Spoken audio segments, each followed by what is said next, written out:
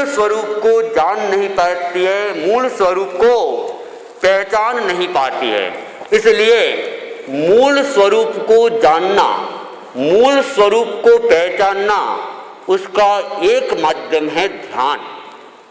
हालांकि ध्यान के लिए कहा जाता है कि ध्यान की साधना बड़ी कठिन है, लेकिन मैं जब सोचता हूँ, चिंतन करता हूँ, मुझे लगता है कि गणित का विषय और ध्यान की साधना शायद एक तुला पर है। जिन लोगों के लिए, जिनको गणित समझ में नहीं आती है, उनके लिए गणित का वह विषय महाभारत बन जाता है, और जिन लोगों को गणित का विषय समझ में आ जाता है, कहते हैं सबसे सरल अगर कोई विषय है तो गणित का विषय है। मैंने भी अपने जीवन में अनुभूति की, क्योंकि मेरा जो अध्ययन का क्रम है विभिन्न स्थानों पे रहा। पहले गुजरात में पढ़ते थे, गुजराती मीडियम पढ़ते थे, फिर राजस्थान में आ गए और राजस्थान में प्योर हिंदी और फुल हिंदी। वहाँ तो हमको 5वीं कक्षा में आते आते हिंदी के क ख ग लिखना सिखाया, और जैसे पहली वाले बच्चे को कमल और ये शब्द सिखाते हैं, वैसे हिंदी के शब्द तो, और 6ठी क्लास में सीधे ही राजस्थान आ गए और लोडिंग पड़ी। एक बार असंतुलन की स्थिति आ गई। वहाँ कहते गुजरात की पढ़ाई थोड़ी लो स्तर की रहती है, हल्की स्तर की रहती है, राजस्थान की पढ़ाई भारी रहती है। तो एक साथ, और वो भी 1.5 महीने लेट आए, तो एक साथ लोडिंग पड़ी। गणित तो मेरे समझ में ही नहीं आ रही थी और इतना टेढ़ा काम हो गया। 6th class, 7th class, 8th class तक तो मेरे लिए गणित एक तरह से महाभारत बनी हुई थी, और उसको समझना भी मुझे बड़ा मुश्किल सा लगता था। लेकिन फिर 9th क्लास में आते आते वह विषय समझ के अंदर आने लगा, समझ में आने लगा, तो लगा कि इससे सरल तो कोई विषय है ही नहीं, और पूरी मार्किंग अगर कोई विषय दे सकता है तो वह विषय है गणित। गणित में 100 में से 100 नंबर लाए जा सकते हैं, क्योंकि गणित में स्टेप बाय स्टेप काम करना पड़ता है। अगर आपके स्टेप सही है तो कोई नंबर काट नहीं सकता है। लेकिन दूसरे सब्जेक्ट में तो, थ्योरिकल सब्जेक्ट में तो टीचर जैसा चाहे मार्किंग कर सकता है, कोई प्रश्न खड़ा नहीं कर सकता कि ऐसा क्यों किया। टीचर सीधा कहते नहीं, अगर ऐसे लिखते तो वो बहुत सुंदर होता। लेकिन गणित के अंदर तो कहा स्टेप अगर आपके सही है नंबर पूरे मिल जाएंगे। तो गणित का विषय सरल भी है तो बहुत कठिन भी है।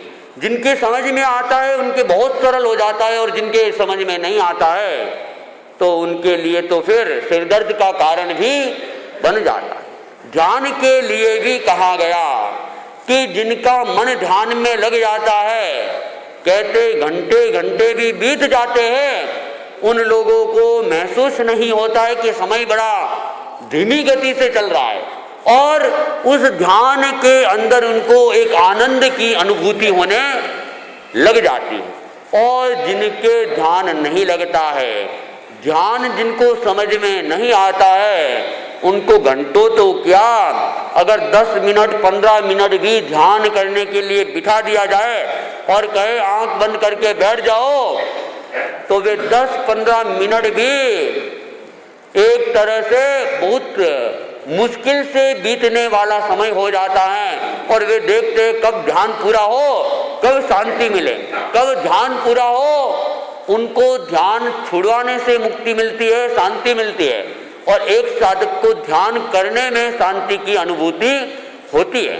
तो ये मन के ऊपर निर्भर करता है कि जिनका मन उसमें लीन हो गया, उनके लिए ध्यान साधना और शांति का कारण बन जाता है, और जिनके लिए ध्यान सिद्ध नहीं हुआ, उनके लिए वो तो परेशानी का कारण बन जाता है। तो ध्यान का महत्व इसलिए भी कहा गया कि यदि जिस साधक के ध्यान में मन लग जाता है, अपूर्व शांति की अनुभूति करता है।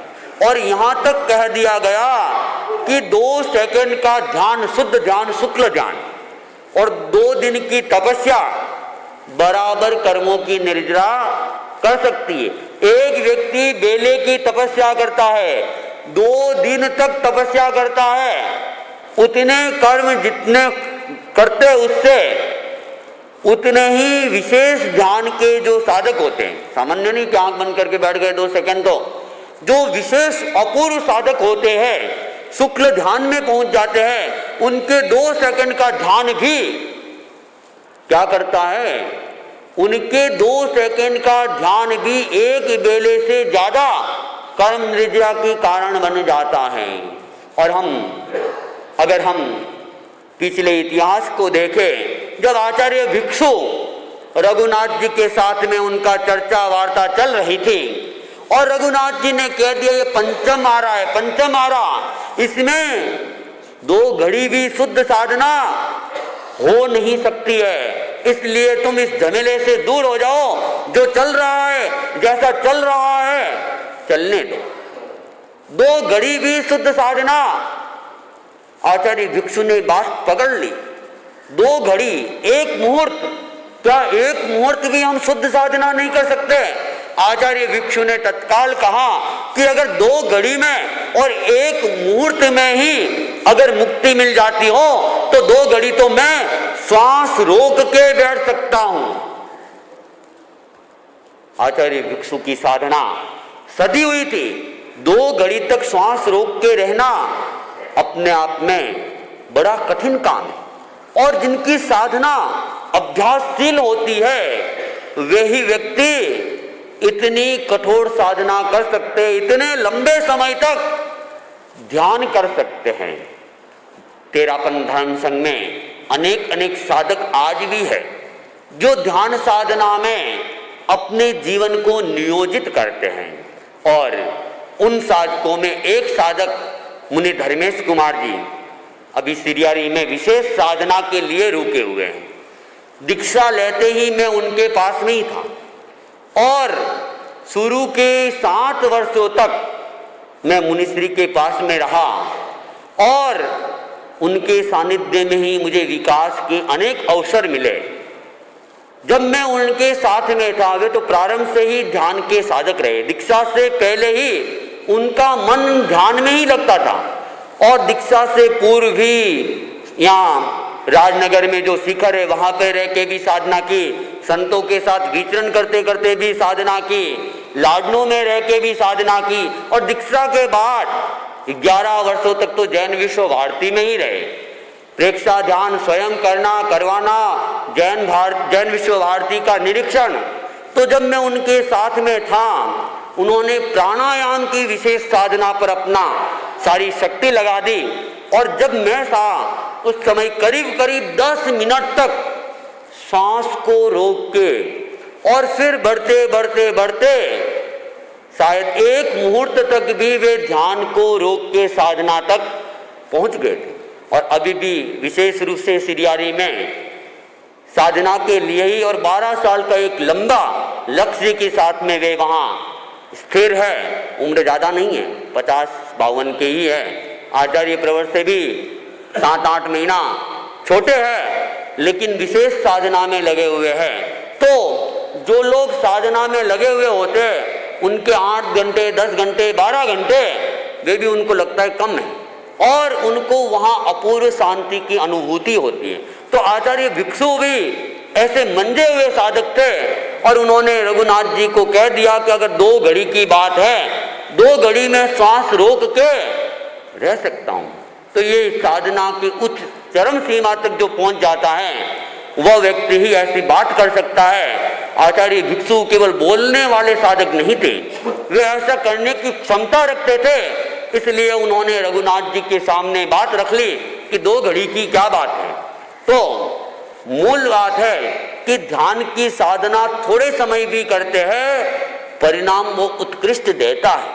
तो ध्यान की साधना का अपना महत्व है, लेकिन वह करने वाला साधक ही कर सकता है। और वैसे ध्यान तो सबके लिए अनिवार्य है, और हम देखते हैं कि जीवनचर्या में भी बिना ध्यान के कोई काम हो नहीं सकता है, और जीवनचर्या में जो बिना ध्यान कोई काम करने की कोशिश करता है वह काम को अव्यवस्थित कर लेता है। बहनें हमारी रसोई बनाती है और अगर साग बनाते समय ध्यान इनका नहीं रहे और नमक ज़्यादा डाल दे, क्या होगा? सब्जी खारी हो जाएगी। बहनों को ध्यान रखना पड़ता है नमक की मात्रा कितनी डालनी है, मिर्ची की मात्रा कितनी डालनी है, उसको आग के ऊपर कब तक रखना है। और रोटी को क्या किया, सीधे तवे पे डाल दी, और बहनें अगर ध्यान नहीं दे तो क्या होगा? रोटी जल जाएगी। बहनों को पल पल वे रोटी बढ़ती भी है तब भी ध्यान रहता है कि तवे के ऊपर क्या है, रोटी है, और उसको फेरना है। अगर नहीं फेरेंगे नीचे से जल जाएगी, ऊपर से कच्ची रह जाएगी। तो ध्यान रखना पड़ता है, और ध्यान के साथ में समय पर उसको क्या करना पड़ता है? बेलना पड़ता है, फेरना पड़ता है। तो और जैसे पुरानी पनियारी थे, वे बहनें क्या करती थी, 2-2 मटके पानी के भरे हुए और सिर पे लेके आती थी। और बहनें कहते हैं कि 2-4 बहनें अगर साथ में मिल जाए तो फिर बिना बात कहे रह जाए, बड़ा आश्चर्य होता है, बड़ा आश्चर्य। ऐसा एक बार गप सभा चल रही थी, सब अपने अपने गप सुना रहे थे। गप की प्रतियोगिता की जो सबसे बड़े गप मारेगा उसको इनाम दिया जाएगा। एक व्यक्ति ने कहा, अरे मैंने बड़ा आश्चर्य देखा, बड़ा आश्चर्य। 4 बहनें बैठी थी, 4 बहनें, और 1 घंटे तक बोली, एक शब्द नहीं बोला। लोगों ने कहा हो ही नहीं सकता, ये कभी नहीं हो सकता, सबसे बड़े गप्पे। उसको इनाम, बहनों के कारण से उसको इनाम मिल गया कि 4 बहनें अगर साथ में मिल जाए और एक शब्द बोले बिना रह जाए, ये कम संभव है। यहाँ महाराज व्याख्यान बोलते हैं, अर्हत वंदना बोलते, हमारी बहनें वहां बातें ही करती रहते, और फिर बातें करती है तो उनको ये ध्यान रहेगा मुनिश्री क्या बोल रहे, और वे अपनी नई रामायण फिर अचानक बीच में चालू कर देते हैं। अरे अगर ध्यान रहता है ना तो क्रम नहीं टूटता है, गति नहीं टूटती है। और जो व्यक्ति गाड़ी चलाते, अगर गाड़ी चलाते समय ध्यान नहीं रहे, ध्यान कहीं और चला जाए तो क्या होगा? क्या होगा? एक्सीडेंट हो जाएगा। तो ध्यान का तो अपने आप में हर जगह महत्व है। बिना ध्यान के कोई क्रिया व्यवस्थित नहीं हो सकती है। और ध्यान छूटा, अनेक बार बोर्ड के ऊपर लिखा रहता है, सड़कों के ऊपर, कि सावधानी हटी और दुर्घटना घटी। सावधानी किसका नाम है? सावधानी ध्यान का ही नाम है कि आप ध्यान रखो, गाड़ी चला रहे हो, आगे क्या है, मोड़ है, दीवार है, कोई गाड़ी आ रही है, आपको कैसे गाड़ी चलानी है। आगे बम्पर आ रहा है और स्पीड 120 की कर ले, और गियर भी सारे के सारे लगा दे, क्या होगा? गाड़ी उछलते भी टाइम नहीं लगाएगी और दुर्घटना घटते भी टाइम। तो आदमी को गाड़ी चलाते समय भी ध्यान पूरा रखना पड़ता है। बहनों को खाना बनाते समय भी ध्यान पूरा रखना पड़ता है। तो ध्यान की हर जगह अपेक्षा है। यहाँ तक कि कहा गया कि सुई को भी पिरोना है तो ध्यान को एकाग्र करना पड़ेगा। बिना ध्यान के अगर कोई सुई को पिरोने की कोशिश करे, बातें करते रहे, ध्यान उधर जाए तो वो सुई के धागा इधर उधर होता रहेगा। 1 घंटा भी लग जाए, सुई में धागा प्रवेश कर जाए, मुश्किल है। और ध्यान से अगर वो करेगा, कुछ सेकंड के अंदर ही वो धागा सुई के अंदर चला जाएगा। तो ध्यान का हर जगह अपना महत्व है। जैसे बाहरी जगत में भी ध्यान का महत्व है, ठीक वैसे ही अध्यात्म के क्षेत्र में भी ध्यान का महत्व है। ध्यान क्या है? अपने आप को देखना, अपने भीतर में आना। जब हम अपने भीतर में आएंगे, हमारी क्या है, समस्याएं मुक्त हो जाएगी, हम समस्याओं से दूर होते चले जाएंगे। इसलिए ध्यान के लिए आवश्यक है। ध्यान के लिए कहते कि ध्यान शुरू में लगना मुश्किल होता है, तो ध्यान के लिए हम क्या करें?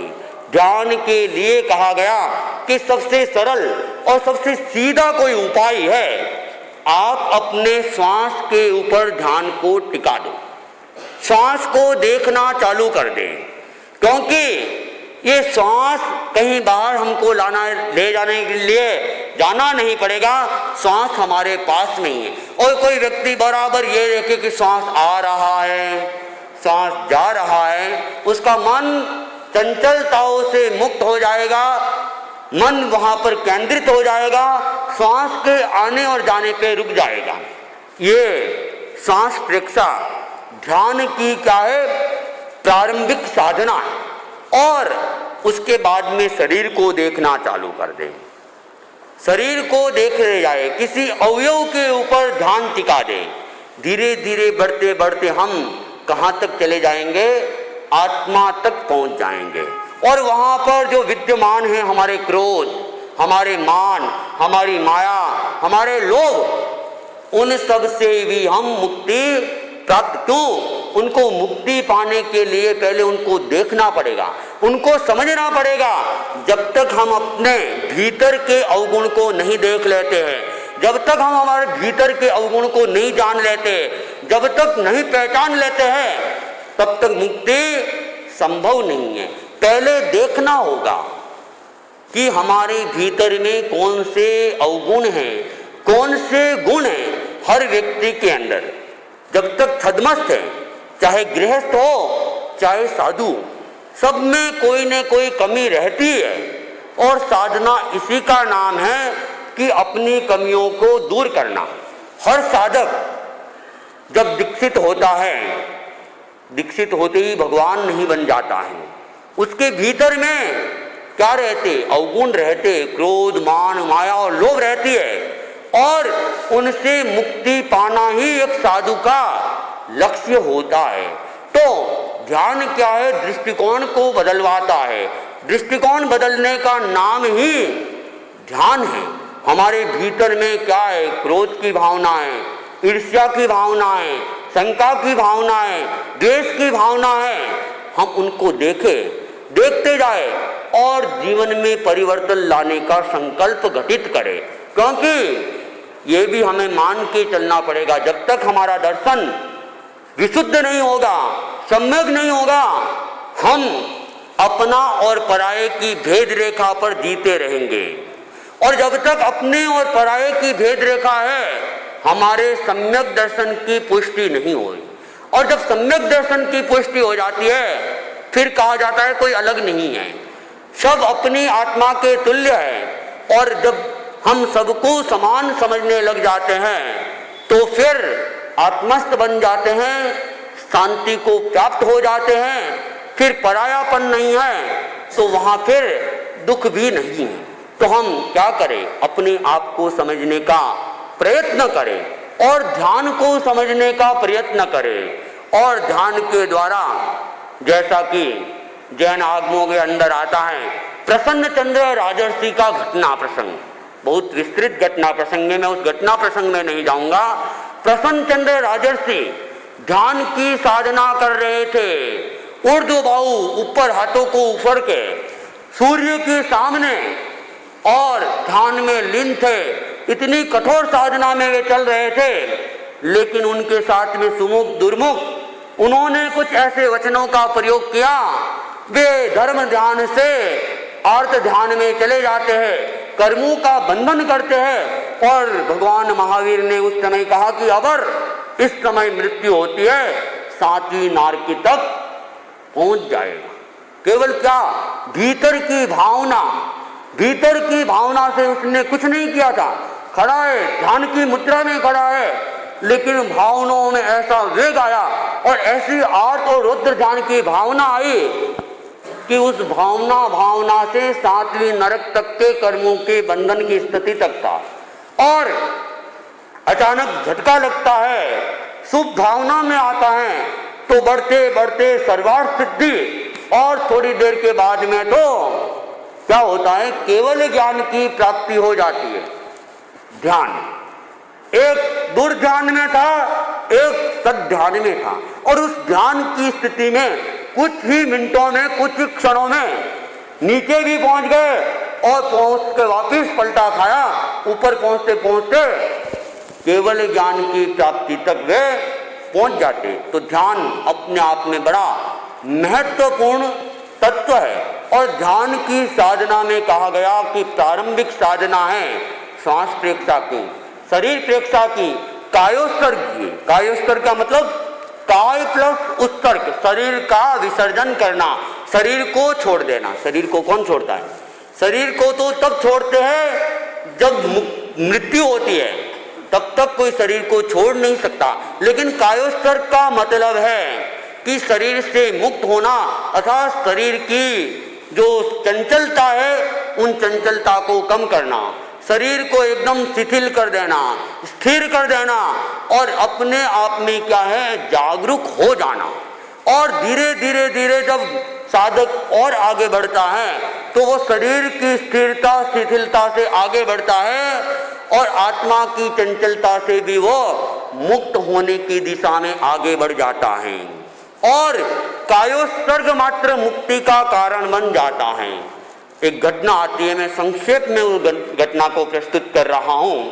एक गांव में एक महात्मा जी आए, उपदेश दे रहे थे, प्रवचन दे रहे थे, व्याख्यान भी सुनाते थे, और व्याख्यान के बाद में किसी की कोई समस्या होती थी, जिज्ञासा होती थी, उनके प्रश्नों का समाधान भी देते थे। एक सेठ प्रवचन के लिए जा रहा था तो उसके पास तोता था और वो तोता मनुष्य की वाणी बोलता था।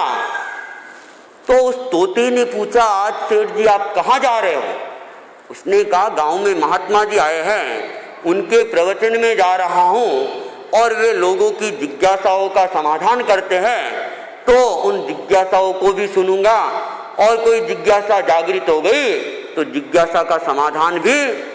तब उस तोते ने कहा, आप तो जा ही रहे हो, मेरा भी एक प्रश्न है, महात्मा जी से पूछ लेना कि बंधन से मुक्ति कैसे हो सकती है।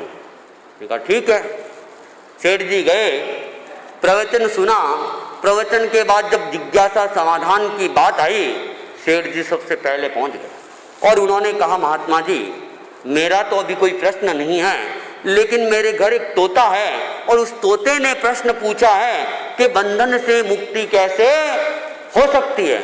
महात्मा ने प्रश्न सुना और प्रश्न सुनते ही तत्काल धड़ाम से नीचे गिर गए। लोग हक्के बक्के रह गए, सेठ हक्का बक्का रह गया, क्या हुआ क्या हुआ? तत्काल डॉक्टर को बुला। और सेठ ने देखा मैंने प्रश्न किया और मेरे प्रश्न करने के साथ में महात्मा जी गिर गए, नाम मेरा आएगा। लोग हड़बड़ाहट कर रहे थे, सेठ जी ने अवसर देखा और वहां से 9-2-11 हो गए कि नहीं तो ये सारा मेरे पर आ जाए। और वो घर पहुंचे, तोता तो तैयार था। तोते ने कहा, सेठ जी मेरे प्रश्न का समाधान लाए कि नहीं? सेठ जी ने कहा, अरे तुमने कैसा खराब प्रश्न पूछ लिया, मैंने जैसे ही प्रश्न पूछा और महात्मा जी तो धड़ाम से गिर गए और मैं तो बच के आ गया, नहीं तो आज तो मेरी भी वहां पिटाई हो जाती कि ये क्या प्रश्न पूछा कि जिसके कारण से महात्मा जी की ये स्थिति बिगड़ गई। मुझे कोई उत्तर नहीं मिला, बात खत्म हो गई। लेकिन तोते को समझ में आ गया कि महात्मा जी ने मुझे उत्तर दे दिया है। कई बार मनुष्य नहीं समझ पाता है, लेकिन पशु पक्षी उस बात को समझ लेते।